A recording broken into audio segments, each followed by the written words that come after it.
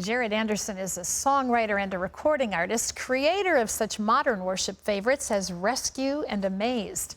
He and his wife Meeuwsen have 4 children, with 2 more on the way, as Meeuwsen explains in her blog. Jared and I have always desired to have a large family. Before I was even married, I always said I wanted to have 4 children and adopt 2. I am glad Jared was open to that plan. After 8 years of marriage, we were well on our way to fulfilling our dream. We had 4 beautiful children, Everett, Beckett, Francie, and Lila. In 2009, our family moved to Nashville, Tennessee for a year. While we were there, we met a family that had done a lot of work in Haiti and who was in the process of adopting a Haitian child. The lady that babysat for us moved to Haiti to do missions work, and just a few days after she started her work in the country, the earthquake happened. There was such a personal connection to the country of Haiti as we prayed for our friend and watched our neighbors bring home not 1, but 2 beautiful, vibrant little girls from a country that was devastated by the earthquake.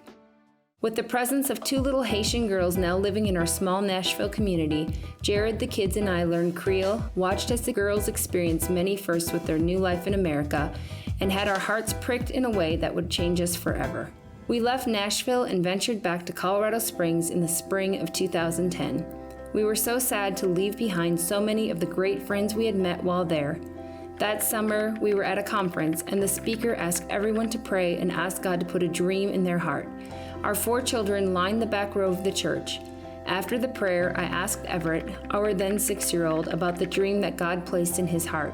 He looked at me and said, "Mom, we are supposed to adopt some kids from Haiti." My heart leapt when I heard this, but I wasn't sure how that would ever unfold. Out of the mouths of babes.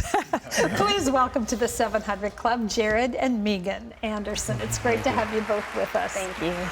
Tell me a little bit about why these 2 little girls that were adopted by a family next door to you had such a profound impact on you. I think it opened up our eyes to see. I mean, everyone's kind of heard adoption and they're great moving stories, but we didn't really see ourselves as doing that. It wasn't kind of a dream, but we watched people go through it, and I think it's the story of redemption. Yes. Just as like, wow, people being open, God's salvation working in people's hearts to go and redeem as they have been redeemed. And that was like, this is so cool. Such a picture of God's adoption of us into His family.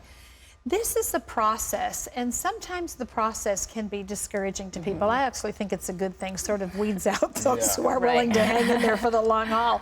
But tell us about the timing, Meeuwsen, of yours. Something happened in 2011 that kind of changed that up a little bit. Yes. So in 2011, Jared and I had 2 miscarriages, and we thought we were going to continue having a couple more biological children, and at that time, after having my 2nd miscarriage, I was just like, I can't do this anymore. And around that same time is when we were at the Desperation Conference, and my son had said, I really think we need to adopt, and it's always been a desire of mine to adopt. I just didn't know how it would all happen. Yeah.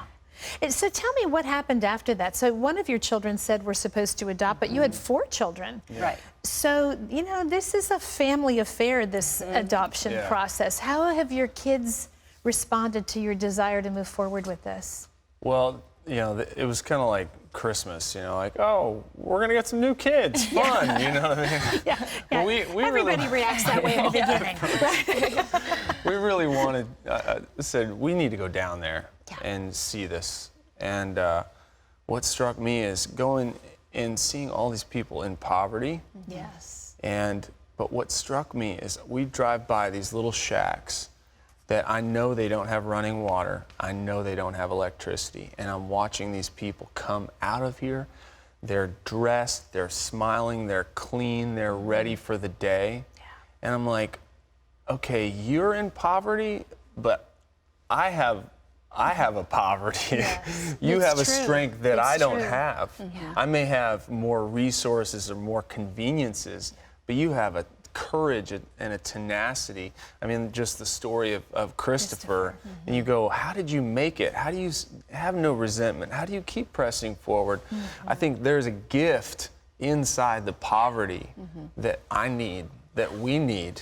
I think Mother Teresa saw that and got it. I think it takes the rest of us a little bit longer to catch up on that. Most of us are happy when our stuff is surrounding us. So tell me about that trip and meeting John Diego.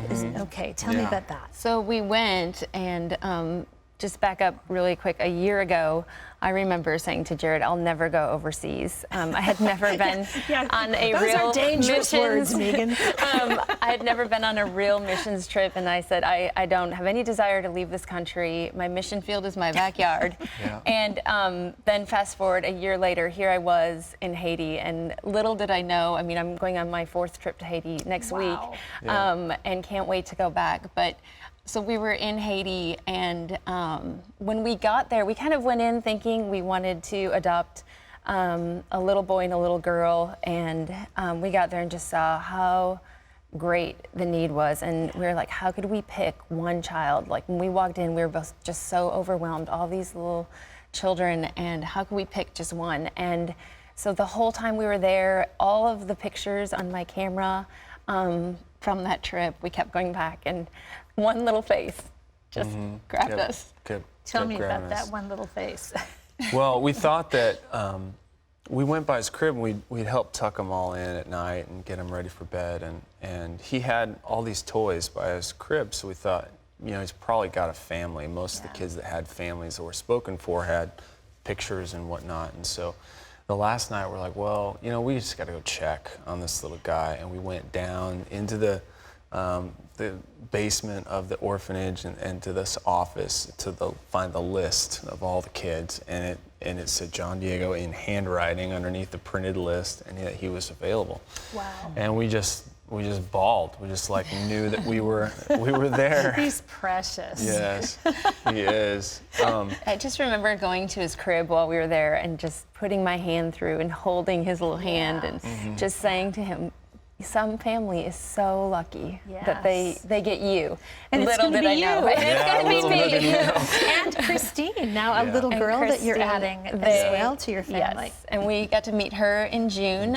The great thing about this process is we're with a great agency, Love Beyond Borders, and the orphanage we're going through, they allow us, New Life Link allows us to come down there and stay with the kids. So when I go, that's so wonderful. When we go, the kids are in our care 24/7.